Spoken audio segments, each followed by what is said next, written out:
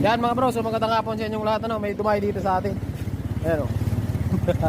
Ayan si bro, kapatid galing si bro na. Anong lokal mo bro? Gentry. Yeah, sa lokal ng Gentry eh. Yeah. Dito ito mga bro. Ito ay Mio Salt ito ano. Tapos kinonvert nila mga bro sa ng Mio 1. Ayan o. Yan. So patapos na rin naman tayo dito. So ano lang, mga check up lang.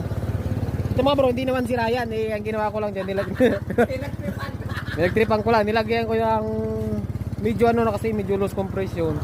So nilagyan ko yung langis mga bro ng yung spark plug, nilagyan ko ng langis. So normal talaga mag-uusot yan mga bro. Yan ang mga solusyon natin dyan kapag loose compression. Tira na. Overhaul na. Yan. Ito 33